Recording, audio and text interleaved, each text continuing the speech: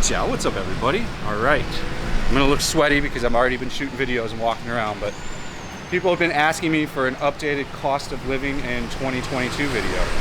So we're gonna get right into it, no bullshit. Let's go. Alright, has the cost of living increased sharply due to inflation? Short answer, not that much. But we're gonna do the long answer too, because these videos tend to do pretty well and get a lot of views for people curious about living here. Things have gone up in price. First thing we'll talk about is food. We're going to do it by segments. So the first segment's going to be food. We'll talk about food. Food has gone up in price. Not crazy at the grocery store, maybe a few percentage, but street food and restaurants have increased their prices. Like a banh mi that was $15K pre-COVID is now $25K or $20K. A bowl of pho or pho ba is was $25K pre-COVID is now $35K, $45K, sometimes $20K tacked on extra. There is a need to recover loss happening all over Vietnam. So eateries have increased price, but is 10 extra K gonna break your bank? Probably not. You know, we're talking 50 cents pretty much. So I think it's 47 cents if you want to be precise. But I don't think it's gonna particularly break the bank. Might be more than 50 cents. It's right around. But it's not like, you know, gonna kill you. I don't find it that big of a deal. Like, you'll see it all over. You'll see their signs from pre-COVID with a white paper in front of the first letter, the first number, and then change to a new number. So it definitely has had some effect, but it's not to the effect of, like, you know, America, essentially, in my opinion. My cost of living is, my apartment's roughly, after the COVID reduction, between $525 and $550. So that's one monthly bill. And then my air conditioner is another $1 million, which is like around 50 bucks. So $600. The internet I paid for at a 1 year time.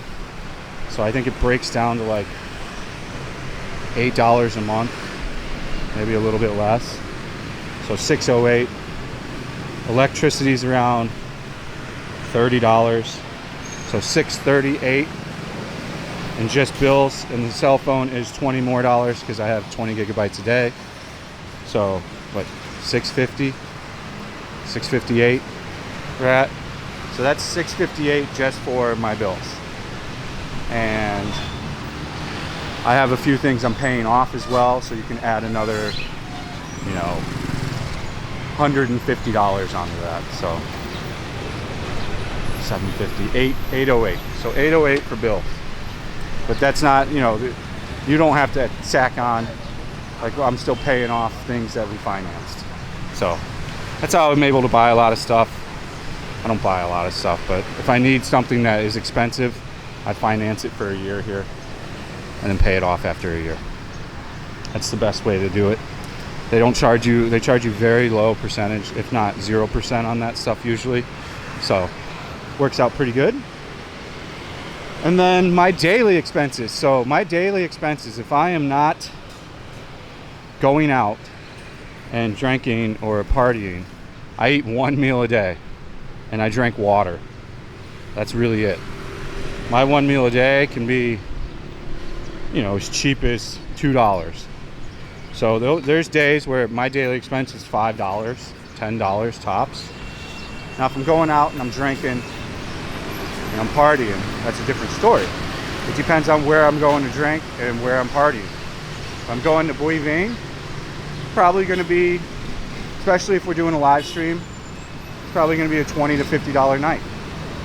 So if you're going out to Bui Vinh every night, expect to spend 20 to 50, maybe even $100 if you're going crazy. You get what I'm saying? Let's cross to the river.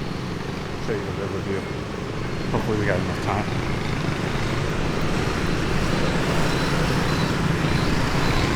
It's gonna be sunny and blazing hot, but I don't care. I want to show you guys a view, pretty cool view of the river. Yeah, pretty epic. Not the cleanest river, but it's still a great view. So yeah, if you're gonna be a party boy every night, expect to spend $100 a night going out, even more. If you go to the lady bars and shit and you're a wild man, you could spend $2, $3, $4, $5, $6, $7, $8, $9, $1,000 in one night. Depends on how crazy you go and how green you are around the how green you are, pretty much. I've seen dudes go insane at those places, man. I've witnessed a guy spend like thousands of dollars, which I highly do not recommend doing. In fact, I don't recommend spending much of any time at the lady bars. They're a waste of money. And that's the Beach Mexico lady bars. Then you've got the bars in Japantown, which is in Benny, which is by my house. That's Japantown, not the one in Bintan. We'll talk about that too. But that's going to be a little pricey too. You're going to get hit with a seat charge of 100K usually, which is $4. You can usually negotiate that out of the way. And then drinks are going to be expensive. A glass of whiskey is going to be 140K. Those bars are fun to hang out at. If you're going to be going to one particular bar all the time, you can buy a bottle of whiskey, and it severely cuts down the price. I'm blazing. I'm getting cooked right now. I don't mind that. That can greatly reduce the price, so I do recommend you buy the bottle if you're going to be frequenting that spot. I have one bottle down there at my friend's bar. She's had it forever. Aki's place. Maybe you've been to Aki's. Some of you guys probably have on here. She's a nice lady, married to a Japanese guy, and he's always there. I chop it up with him. But that stuff can get very, very expensive. Massages I don't know about because I don't get massages, but the sign says 400K, 500K, 200K. I don't know. That you'll have to figure out on your own, but yeah, you can live very affordably. You can get an apartment out in District 7 for $400. You know, it's going to be not the most perfect room, but you can get affordability too. You can get a $400 apartment and you can totally cheap Charlie it up. You could easily get by with a budget with like a really cheap apartment of $1,000 a month. Now, would I recommend doing that? No. I would say to be comfortable and to not worry about things and to have emergency money and not just be living paycheck to paycheck, I would want a minimum of $2,000 a month of passive income or active income coming in. If you're going to plan on staying here long term and you don't want to work, I would set up some kind of passive income, or I'd find a passive income system as soon as you can and try to set that up and get it going, whether it's investing in crypto, stocks, drop shipping, figuring out some kind of business where you don't have to do much and you're making income from it. There you go. If you are going to work, I would try to have at least a $2,000 a month salary, or I don't know how worth it that would be. I think teachers make around that. I'm not the guy to look for teaching information. There's other YouTubers. I don't know who to recommend on that either. There's always pissing matches between YouTubers in Vietnam. It's pretty entertaining. But yeah, I would just do your due diligence work if you're going to be a teacher, and if someone's selling you a service, I don't know, maybe be slightly weary. I've met so many teachers that just applied to schools and did it all without nobody, and submitted their paperwork to the school, and the school got them a job and got them over here. So again, up to you. You can do what you want. But yeah, prices haven't changed particularly much from when I shot the last video, which I will link to that in the description. it's not crazy inflation going on. Now there is one thing that's pretty noticeable inflation-wise is the hotels have gotten more expensive. Like if I go to, when I travel around Vietnam, I think the hotels cost more money. I really do. 10-20% more. So that kind of sucks, but it is what it is. I also noticed that when I was in Cambodia too. So I think that's a worldwide thing of where hotels are just trying to recoup from being closed for years, which is understandable. I get that. It makes sense to me. So can't be avoided. What else can I think of? Health insurance, that's a varying thing. Depends on what package you get, but Vietnamese healthcare can be had for $100 a month, $50 a month, all the way, or $50 a year, $100 a year, all the way up to, you know, $1,200 a year for like the platinum, silver, platinum mega package. So if you're in bad health, get the best one. If you're in pretty decent health, don't worry about getting the best one. I want to cross the road. I'm getting crushinated by the sun right now. Just crushed. Absolutely crushed. I don't want to get sunburned.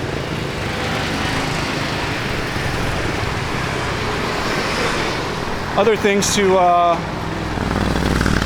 think about is, you know, what are you going to really be doing? Are you going to be partying? Or are you here to just figure out the culture and hang out? Really, if you're going to be a party boy, you need more money. You definitely need money. You'll go through money very quickly if you're out and partying a lot. So you're going to want to have, you know, making $2 to $3, $4 grand a month done, in my opinion. Or you'll be always living paycheck to paycheck and worried about money. Definitely try to get your money right before you come here. And make sure if you're going to work here to get a good job. And make sure if you're not going to have a job, you can, you know, figure out how to make ends do. It is egregiously hot out. I am sweating buckets. What else can I think of? The cost of clothing. There's an H&M here.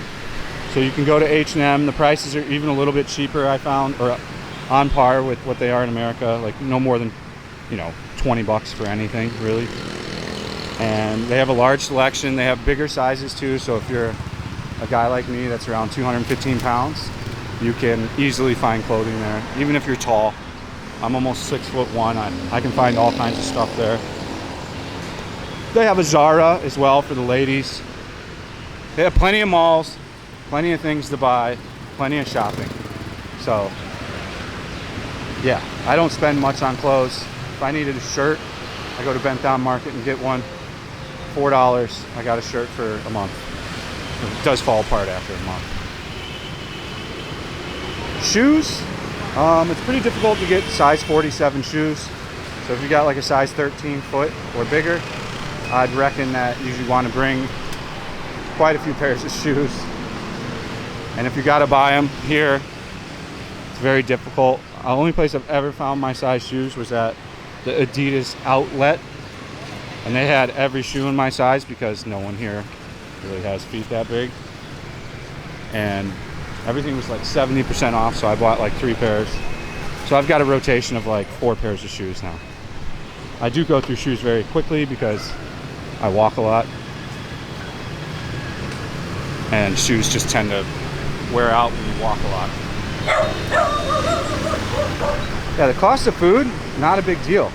If you're gonna eat 3 meals a day and you're gonna eat Vietnamese food, you know, each meal is 20 to 50K. So $1 to $2. So I mean, you can definitely affordably eat per day. It's not, there hasn't been the only thing that's really gone up in price crazy is gas because of the war in Ukraine.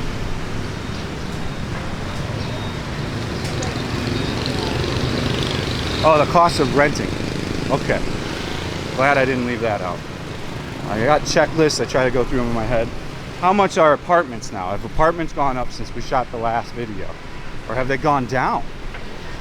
Now, this is an interesting one.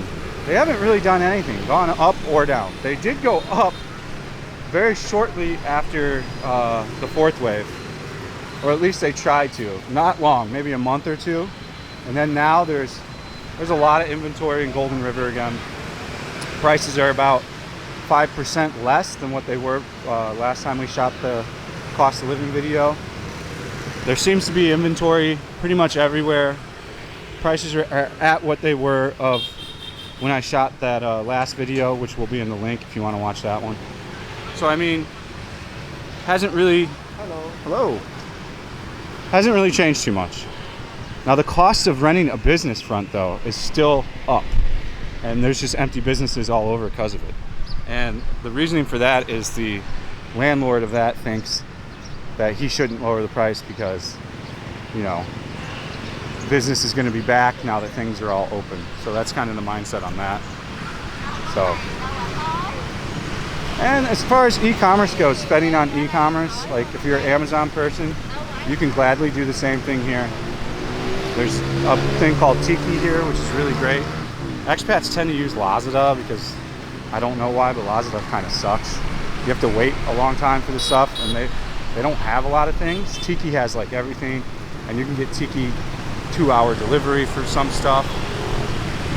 So I mean, I would just plan, budget whatever you spend on Amazon, and if you're going to be doing that here, add that into your budget. But you could easily, if you get a cheap apartment and cheap Charlie, and you're not out drinking, live on $1,000 a month. I do not recommend that though. I would want to make, like I said, $2,000 a month is where I'd want to be at. And then if you want to save and invest and do things, $3,000 at least is where you want to be to, you know, get ahead in life.